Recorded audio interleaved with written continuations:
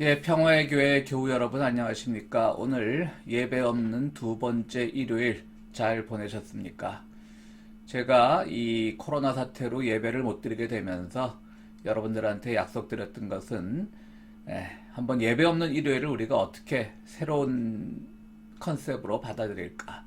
여러분들만의 독특한 방법으로 하나님을 만나보고 독특한 방법으로 영성을 키우라고 그렇게 제가 말씀을 드렸었는데요. 그래도 또 너무 여러분들 얼굴을 못 뵈니까 좀 섭섭하기도 하고 해서 뭐 설교라기보다는 또 앞으로 내일부터 시작되는 월요일 일주일을 살아가실 때 하나님의 말씀이 도움이 됐으면 하는 마음에서 이렇게 간단하게 준비를 해보았습니다. 오늘 제목은 폭풍이 부는데 그럼 어쩌라고 이렇게 잡아보았고요. 본문은 마태복음 8장 23절에서 27절까지 말씀입니다. 제가 그 말씀 읽어드리겠습니다. 예수께서 배에 오르시니 제자들이 그를 따라갔다. 그런데 바다에 큰 풍랑이 일어나서 배가 물결에 막 뒤덮일 위험에 빠지게 되었다. 그런데 예수께서는 주무시고 계셨다. 제자들이 다가가서 예수를 깨우고서 말하였다. 주님 살려주십시오. 우리가 죽게 되었습니다. 예수께서 그들에게 왜들 무서워하느냐? 믿음이 적은 자들아 하고 말씀하시고 나서 일어나서 바람과 바다를 꾸짖으시니 바다가 아주 잔잔해졌다. 사람들은 놀라서 말하였다. 이분이 누구이기에 바람과 바다까지도 그렇게 복종하는가? 이게 오늘 본문의 내용입니다. 1991년 죄송합니다. 1991년 아이오와 대학의 물리학과 박사과정에 있던 중국인 학생 루강은 우수 논문 경연대회에서 수상하지 못했습니다. 본인의 입장에서는 참 잘 쓴 논문이라고 생각이 되었는데 그가 수상을 못하게 되자 굉장히 시리에 빠졌던 모양입니다. 학교 측과 지도교수에게 즉각 이의를 제기했지만 받아들여지지 않았고요. 그때 일으킨 소동 때문에 교수 자리를 얻는데도 실패했습니다. 실망한 그는 지도교수를 총으로 쏴 죽이고 인근에 있던 동료 학생들에게도 많은 피해를 입혔습니다. 그리고 마침내 본인도 스스로 목숨을 끊는 비극적인 사건으로 끝났습니다. 1991년 이 사건이 터지자마자 당시 미시간 대학 박사과정에 있던 마이클 모리스, 그는 현재 컬럼비아 대학 교수라고 하네요. 또 그는 펑카이핑이라고 하는 중국계 학생, 그는 현재 펑카이핑은 현재 버클리 교수라고 합니다. 뭐 박사과정 때부터 공부를 상당히 잘했던 모양입니다. 어쨌든 그 두 명은 사건 후에 미국 신문과 또 중국 신문의 기사를 비교했습니다. 각각 신문이 이 총을 난사했던 루캉 사건을 어떻게 보도했는가 보고 싶었던 것이죠. 미국 신문은 주로 개인의 문제에 집중을 했습니다. 그래서 그가 평소에 심리 상태가 안 좋았다, 좀 불안해했고 성격이 난폭했다, 뭐 이런 식으로 개인의 문제에 집중했다면 중국 신문들은 루캉의 인간관계 중심으로 사건을 보도했습니다.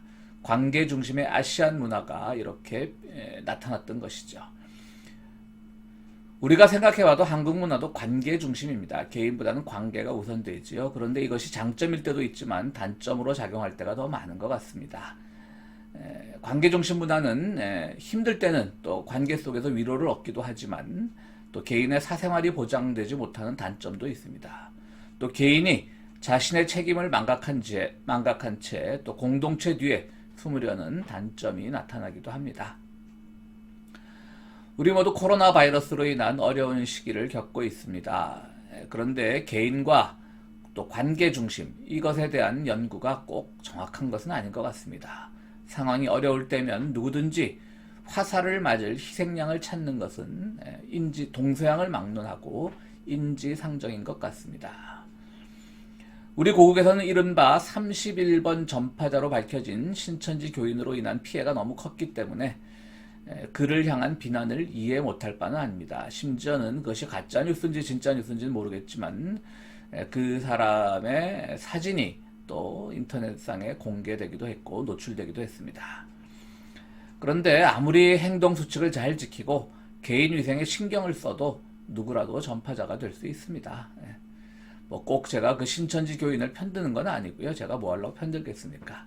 그냥 이렇게 우리가 한 사람의 어떤 실수에 대해서 너무 개인적으로 몰아붙이는 것은 누구에게도 득이 되지 않는다라고 생각이 됩니다. 아시안을 전파자라고 폭행하는 인종주의자들이나 다른 이를 비난하는 이들이나 그렇게 해서 얻어질 것은 없기 때문입니다. 감정적으로는 당연히 미움이 발생하지요. 그러나 이성과 신앙의 힘으로 참아내는 것, 그 또한 소중한 신앙의 덕목입니다. 주님은 나병 환자가 가까이 오는 것도 막지 않으셨습니다. 미국의 현재 대응 방식은 고육지책이란 말로 밖에 설명되지 않습니다. 고육지책은 36개 제34개에 해당하는데요. 제 몸을 상하게 하면서까지 꾸며내는 방식이다, 이런 뜻이죠. 여기서 핵심은 자기 몸을 상하게 하는 자해행위라는 겁니다. 그래서 쓸 고자 고기 육자를 쓴 것이죠. 미국이 현재 그렇습니다. 경제 손실 같은 많은 자해적 요소를 무릅쓰고 이런 강공 정책을 펴고 있으니 말입니다. 그래도 한편으로 생각하면 지금 단계에선 이것 말고는 다른 어떤 방책도 없어 보이니까요. 그렇다고 지금 와서 왜 초동 대처에 실패했느냐라고 또 옛일을 되짚어서 비난하는 것도 좀 그렇고요. 결국은 고육지책이라고 말밖에는 설명할 길이 없습니다. 그러니까 우리는 최대한 일단 그것이 좋든 나쁘든 간에 협조할 방법밖에 없는 것입니다. 최대한 협조해야죠. 기독교인들 중에는 이 정책을 잘하는 거라고 또 지켜세우는 분들이 있는데 그것도 아닙니다. 물론 우리가 이런 공동체를 위해서 희생할 건 희생하고 지킬 것은 지켜야 되지만 예수님의 삶은 제도와 정책에 순응했던 삶은 아니었습니다. 당시 그러한 제도가 나빴기 때문이었을까요? 때로는 그러한 제도와 정책들은 가난한 이들을 더욱더 사지로 몰아넣었기 때문입니다. 그러므로 이 고육지책 때문에 힘들어할 사람을 먼저 걱정하는 것이 예수를 따르는 사람들의 의무라고 생각이 됩니다. 우리 모두 힘들고 교회도 힘들지만 하루하루 먹고 사는 분들을 위해 기도해야 됩니다. 솔직히 말하면 이미 그분들만의 문제는 아니죠. 모두가 힘든 상태가 되었습니다. 우리 평화의 교회 교우들도 이 자해 정국을 믿음 안에서 잘 견뎌내시기를 바랍니다. 오늘 주님은 제자들과 호수를 건너다가 풍랑을 만나게 됩니다. 그런데 예수는 그 배 위에서 주무시고 계십니다. 그러자 제자들은 다급하게 예수님을 깨우죠. 우리가 죽게 되었습니다. 주님께 잠만 주무십니까? 우리를 살려주십시오. 이때 예수께서는 잠이 깨어서 제자들을 믿음 없다 탓하시고 파도를 잠재웁니다. 사람들은 이분이 누구시길래 바다와 바람까지도 복종하는가? 라고 오늘 이야기는 끝나지만 사실 우리가 살아가고 있는 이 21세기에 예수께서 이렇게 자연현상까지 제압했다고 하면 솔직히 누가 믿겠습니까? 정광훈 씨 교인들은 믿을라나요? 그런 사람들은 교인이라고도 부르기도 부끄럽겠죠. 그럼 이 본문이 말하는 사실은 무엇일까요? 먼저 예수님의 심리 상태를 한번 보겠습니다. 예수님은 왜 바람 속에서 태연하게 주무실 수 있었을까요? 어떻게 바람 속에서 주무실 수 있었을까요? 하나님이 도와주실 걸로 믿었기 때문에? 아니죠. 정말 바람이 거세어서 모두가 죽게 된다면 피할 방법은 없습니다. 걱정한다고 피해갈 수 있는 것도 아니고요.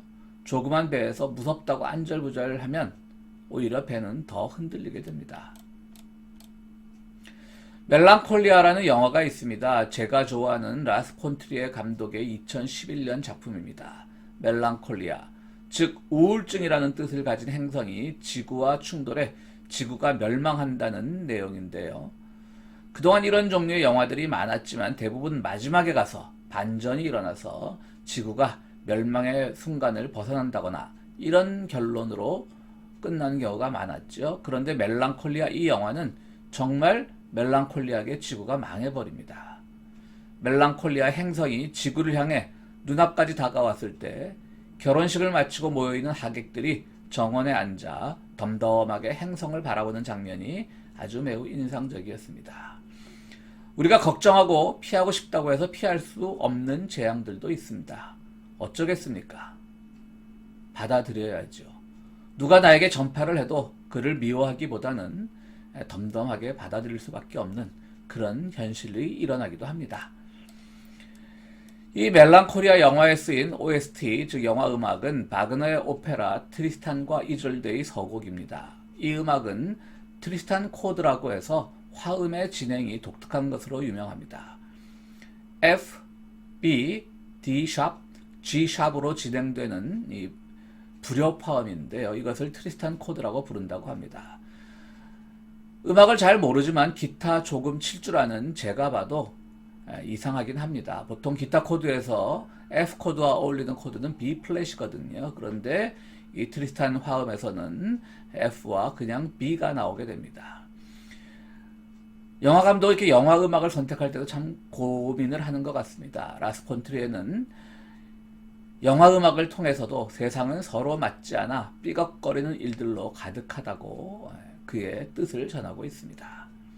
그러나 그렇게 삐걱거려도 다른 방식으로 표현된 또 다른 조화의 모습일 수 있습니다.